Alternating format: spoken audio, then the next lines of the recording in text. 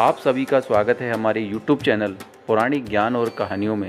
दोस्तों, क्या आप जानते हैं भगवान श्री कृष्ण ने चक्रव्यूह से अभिमन्यु को क्यों नहीं बचाया था? दोस्तों, महाभारत कथा से तो आप भली भांति परिचित होंगे ही। महाभारत युद्ध क्यों और कैसे और किन योद्धाओं में लड़ा गया था, ये तो आपको पता ही होगा।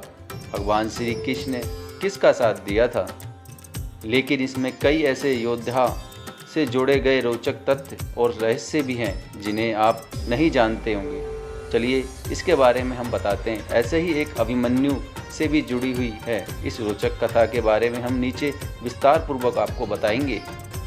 अर्जुन और सुभद्रा के पुत्र अभिमन्यु को तो आप लोग जानते ही होंगे कि महाभारत युद्ध से अभिमन्यु वीर गति को प्राप्त हो गए थे, लेकिन बहुत से लोग के मन में ये प्रश्न अवश्य होता है कि आखिर सर्वशक्तिमान श्री कृष्ण ने अपनी ही बहन सुभद्रा के पुत्र अभिमन्यु को क्यों नहीं बचाया था, जबकि अर्जुन और पांचों पांडवों की युद्ध के अंत तक रक्षा कवच बने रहे थे। तो अभिमन्यु को क्यों मर जाने दिया? अगर चाहते तो लीलाधारी भगवान श्री कृष्ण अपने सुदर्शन चक्र भेजकर अभिमन्यु को चक्रव्यूह से बाहर ले आते और अभिमन्यु का वध नहीं हो पाता, परंतु श्री कृष्ण ने ऐसा नहीं किया। कहा जाता है, जब भी धरती पर धर्म और सत्य की हानि होने लगे तो भगवान के अनुसार धरती पर अधर्मियों और अत्याचारियों को नाश करना होता है, और इस उद्देश्य हेतु भगवान स्वयं धरती पर जन्म लेते हैं। और उसके इस उद्देश्य की सहायता हेतु विभिन्न देवी देवताओं को भी अपने पुत्र को भेजकर या स्वयं जाकर धरती पर जन्म लेना होता है। ऐसा ही जब द्वापर युग में भगवान विष्णु ने श्री कृष्ण अवतार में जन्म लिया था, तब ब्रह्मा जी ने अपने सभी देवी देवताओं को भी श्री कृष्ण का हेतु धर जन्म लेने का आदेश दिया था।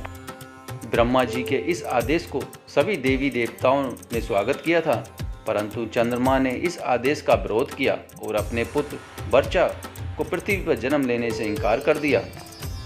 लेकिन जब सभी देवी देवताओं ने मिलकर चंद्रमा को समझाया तो धर्म की रक्षा करना परम कर्तव्य है और धर्म है, इसीलिए हम सभी को ब्रह्मा जी के आदेश का पालन करना है। ये हमारा दायित्व और कर्तव्य है।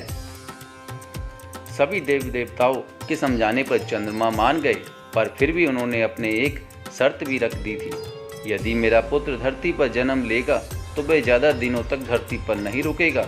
महाभारत युद्ध में अपना कार्य समाप्त होते ही वह मेरे पास लौट आएगा। इसके साथ ही वह युद्ध में अपने पराक्रम से बड़े बड़े महारथियों को भी चकित कर घोर युद्ध लड़ते हुए वीर गति को प्राप्त होगा, और उसके साथ अधर्म के साथ को युगों युगों तक याद रखा जाएगा। दोस्तों, चंद्रमा पुत्र वर्चा ही अभिमन्यु थे, जिसने धरती पर ब्रह्मा के आदेश का पालन कर श्री कृष्ण की सहायता के लिए जन्म लिया था।